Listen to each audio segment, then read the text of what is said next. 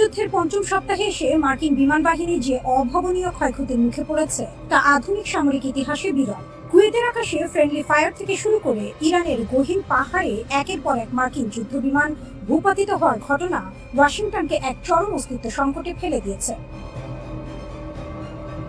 আকাশ থেকে ঝরছে দম্ভ, 7টি বিমান ধ্বংস।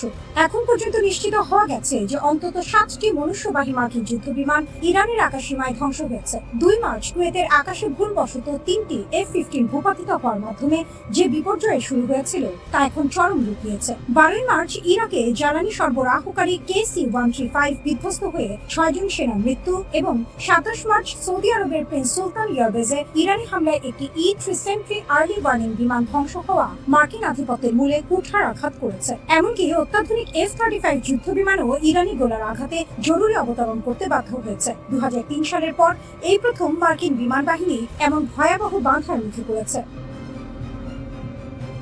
মধ্যরাতের রুদ্ধশ্বাস উদ্ধার অভিযান। সবচেয়ে রোমহর্ষক ঘটনাটি ঘটেছে ইরানের পার্বত্য অঞ্চলে। একটি F-15 যুদ্ধ বিমান ভূপাতিত হওয়ার পর এর 2 জন ক্রু সদস্য প্যারাশুট নিয়ে শত্রু ভূখণ্ডে অবতরণ করেন। প্রথম পাইলটকে দ্রুত উদ্ধার করা সম্ভব হলেও দ্বিতীয় জন, যিনি একজন পদস্থ ওয়েপন সিস্টেম অফিসার, তিনি আহত অবস্থায় পাহাড়ে আত্মগোপন করেন। দীর্ঘ 24 ঘন্টা ধরে ইরানের এলিট রিভলিউশনারি গার্ডস IRGC এবং মার্কিন স্পেশাল ফোর্সের মধ্যে শুরু হয় এক অদৃশ্য যুদ্ধ।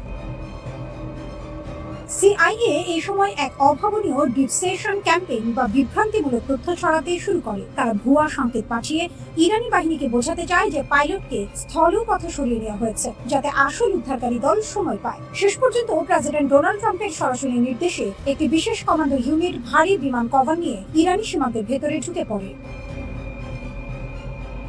10 বিলিয়ন তুমানের পুরস্কার বনাম মার্কিন এলিট কমান্ডো। পাইলটকে ধরার জন্য ইরান সরকার এক অভাবনীয় পুরস্কার ঘোষণা করে। দেশটির রাষ্ট্রীয় টেলিভিশনে ঘোষণা করা হয়, যে কোনো সাধারণ নাগরিক বা যাযাবর সম্প্রদায় যদি কোনো মার্কিন পাইলটকে জীবন্ত ধরে দিতে পারে, তাকে 10 বিলিয়ন তুমান বা প্রায় 76,000 মার্কিন ডলার পুরস্কার দেওয়া হবে। কিন্তু ইরানি বাহিনীর ঘেরাও আর পুরস্কারের লোককে তোয়াক্কা না করে মার্কিন কমান্ডোরা এক প্রচন্ড যুদ্ধের পর আহত কর্নেলকে উদ্ধার করে নিয়ে আসে। যদিও আল জাজিরার দাবি, এই উদ্ধার অভিযান চলাকালে দুপক্ষের মধ্যে রক্তক্ষয়ী বন্দুকযুদ্ধ হয়েছে এবং মার্কিন বাহিনী সম্পূর্ণ নিরাপদ হওয়ার আগ পর্যন্ত উত্তেজনা কমেনি।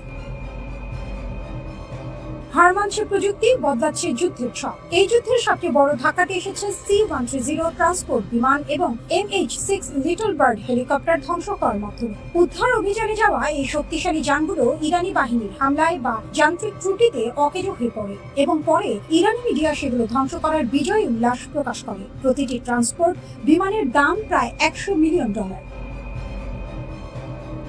ইরান প্রমাণ করে দিয়েছে যে তারা ইরাক বা অন্য কোনো সাধারণ প্রতিপক্ষ নয়। তাদের উন্নত এয়ার ডিফেন্স সিস্টেম এবং ভৌগোলিক সুবিধা মার্কিন বিমান বাহিনীকে প্রতি পদে পদে চ্যালেঞ্জ জানাচ্ছে।